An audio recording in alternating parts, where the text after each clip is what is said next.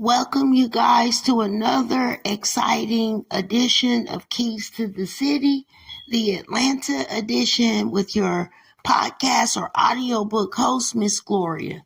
So, definitely. What's going on, you guys? Yeah, got some keys. Get you a spare. So this week's Key to the City, is the J's. Key to the city. You have to navigate them. They're everywhere. You feel me? Like they're at your local gas station, especially if you're in the city. I mean, they're just everywhere. You feel me? And so back in the, I don't know, and we all, they say we all have one in our family. So this is definitely not meant to be disrespectful, because addiction is never anything to play with or be disrespectful about. So we all have them in our family. So I have someone in my family, and I've seen maybe one or two in my family at their lowest point of addiction. It may have been more. I personally don't drink, don't smoke. I do smoke marijuana on occasion. It's not something I have to have, but I like to have it, but I'm not going to freak out if I don't. I've stopped for a year on my own. I think it was 2022 or something. And it was good to detox for a whole year. Like, it was a good experience. But these J's, right? And adult fiend, I don't know. Like, I guess this key to the city is finna really hip y'all to what's going on. So, back in the 80s, I guess it was, I don't know from experience. I'm just a world sociologist. I take shit and put it together. I may be wrong. I say it all the time. So leave your comments if you think so. If you can agree, this subject matter may not even matter. You feel me? But it's something to think about. One to grow on. So back in the 80s, I feel like it was the nostalgia of being a J. It was like that first high. In the 80s, it was the rush. It was the just nostalgia of being a J, of getting high, just the 80s. And it was a good time. They reference to it all the time. But nobody talks about the 90s, y'all. But we do. Some of y'all are too young because you were only born in the 90s. But some of us know where that J could fix your car and you could pay him. Now, in the J's respect, I feel like some of y'all might have got over on them. Like, because they were a J. And you might not have paid them what they were worth. You know what I mean?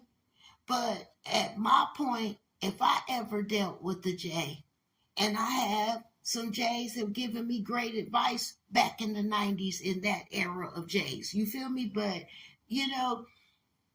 and so, like, we would, when they fixed my car, I gave him what he asked for.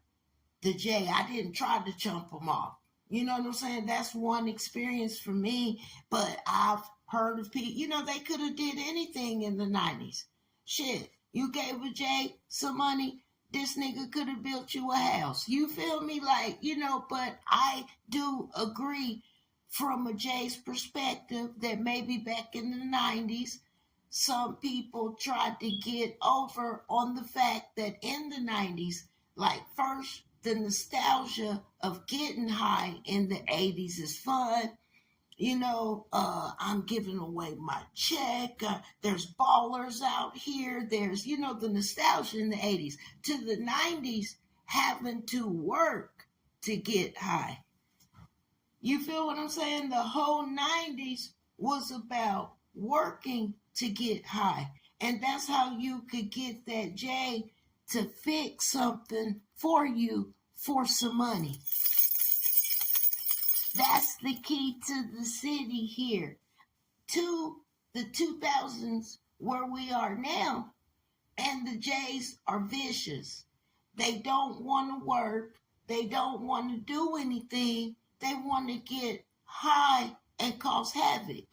Addiction has went through its cycles and through its phases. You feel me? And it has to change again.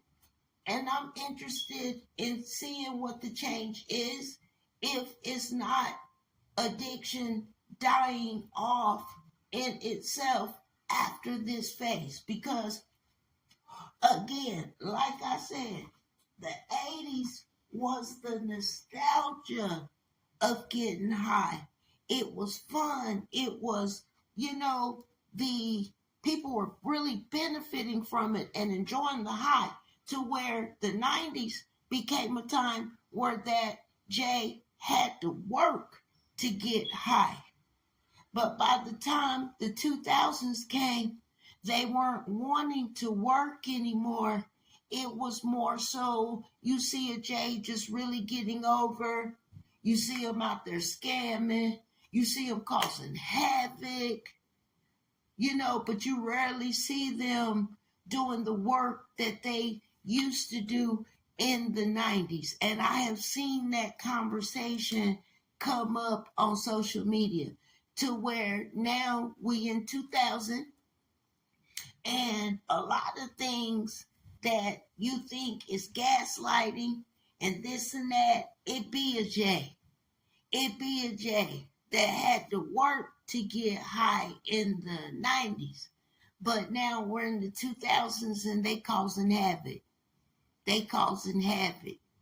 And I was just saying how I'm in Atlanta, and let's say you go to the store and they ask you for a cigarette. Not all the time and not everybody, because I guess they'll know who to try, but you can get into a confrontation with one of them for saying, hey man, I ain't got no cigarette. And you just ain't said it nice enough. And don't tell them to get a job. You feel what I'm saying? Like, that's damn near fighting words to them, in the 2000s. But my experience with them has been like, my car is down, and I can't really speak on that because I got a court date coming up. So I'm not going to speak on anything about my car and the J's, but they just around causing havoc, noise, um, um, just, it's a J trying to call you names, just following you places, breaking in your car, find ways to scam you. They still out here. The addiction is still out here. It's just I was sitting back and looking at the different phases of addiction from the 80s to the 90s to now. And I guess if it started in the 80s, and I feel like the mothers, and they gave birth, their kids were growing up in the 90s, and now it's their kids' kids. But we got some old dope fiends still out here. Like I said, it just has to die off. So, keys to the city here. The Atlanta edition, dope fiend addiction is in its third phase. The first phase was in the 80s. The second phase was the 90s, where they had to work to get high. And we're here in 2000, y'all, where dope fiend can be vicious. They can be utterly vicious. They still exist. It's just you're not going to be able to say, hey, man, I got $40. Can you do, it doesn't work like that. Oftentimes today, a dope fiend, keys to the city. The Atlanta edition. Get your spare with your audio book host, Miss Gloria. The dope fiends today, like, they are not playing with you. They're coming up to you with a proposition. So you're not gonna be able to find that's what makes it even more dangerous, y'all. So somebody had to touch on that. And the addiction is everywhere. The addiction, it's in your family even. It's in your family even. And I'm telling you, don't be fooled. Don't be gaslit by it. Don't be on the bus having problems with somebody and underestimate the fact that this is just a dope fiend. Because they're still out there, y'all, but they're in phase 3. They're in phase 3 of addiction. I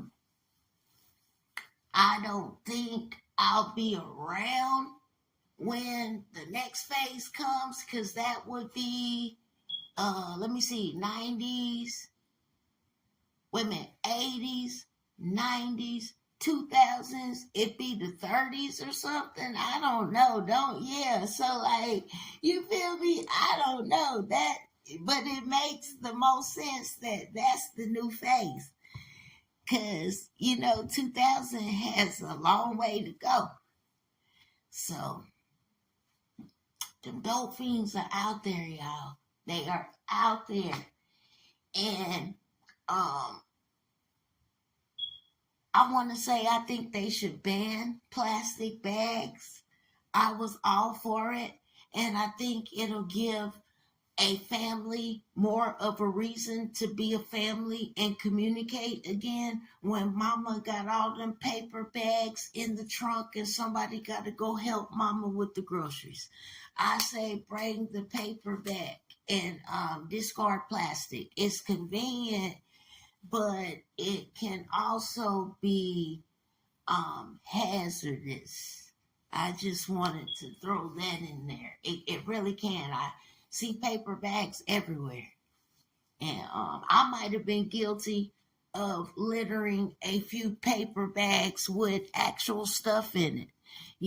I have camped and I've camped before, and when you use, and so I may be guilty of that, but hey, I'm the first one to admit, and we definitely need to get rid of plastic bags. They're not good for the record at all. And for the record, I've never camped in Georgia. I've never camped in Georgia, like in the woods or anything like that. So, because they'll listen to my videos. It's not to say that I haven't had because my portable device, I'll say, but no, I've never exclusively camped in Georgia at all, in any woods or anything. So they wouldn't, come look, thinking that, because y'all, the bushwhack movement is on and popping. I wish I would have caught on before it was about to get cold. You feel me? Like, I do, but I didn't. So, watch out for the Jays, y'all. They out here. Watch out. They in phase 3. And phase 3 is vicious. They'll talk crazy to you. They'll gaslight you. You can't really find them to say, hey man, can you do some work for me? Or, like the 90s, like you used to. Because they coming up to you with a proposition. And it's going to be some bullshit. And I'm not scarred. I don't even fuck around with Jays like that no more. I got all my good advice and all my worth from them maybe in the 90s when I was younger. But I don't fuck with no Jays. I'm not scarred or scorned. If I ran into a Jay in Atlanta, keys to the city, it was somebody that was operating a business or something, and this motherfucker had the characteristics of a J, or did some J shit. If it quacked like a duck, sound like a duck, but I cannot name any businesses here. I'm just saying in general. So, keys to the city, definitely, you guys. Definitely. Key to the city. Whew, watch out for the Jays. And I'm so glad I got that off my chest. They out here. They are out here like victimizing people in your neighborhood, living next door to you somewhere, strung out, just terrorizing the community. I mean, you got some out there on the street, and I've always told myself Atlanta's addiction is kind of different than any addiction. I mean, it's methodical, it's calculated in that a lot of their women who may be addicts have homes and they're indoors being an addict. And it's really you out of town women that are out there on the street humiliating yourself and selling your body for crack. And, just look around you, because you're standing there by yourself. You might have started with Joe Blow, but now look at you. I'm just saying, if you can fight addiction, do it. Do it. You can do it for yourself. But they out here. They out here.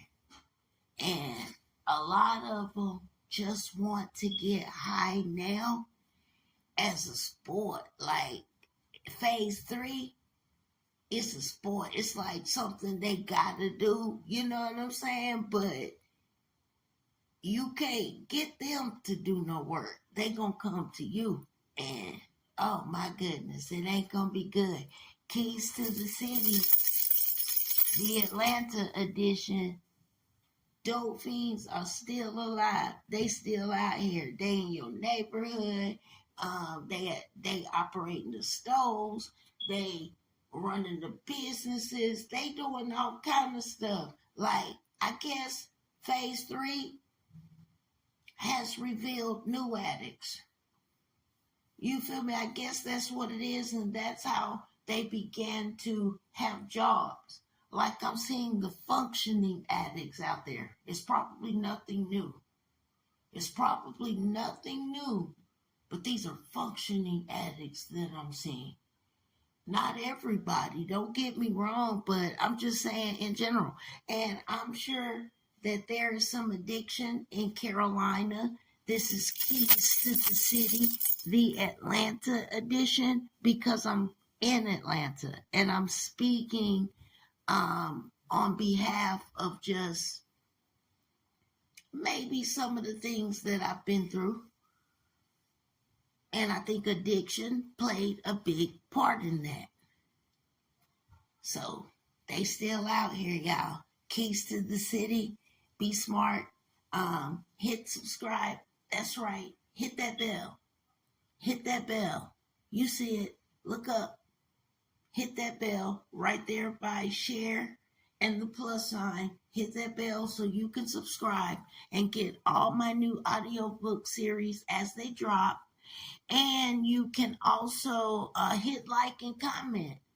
Thank you for joining this edition of, again, Keys to the City with your audiobook host, Miss Gloria. Join me again next time, and look out for them J's. Take that spare key with you and unlock some doors.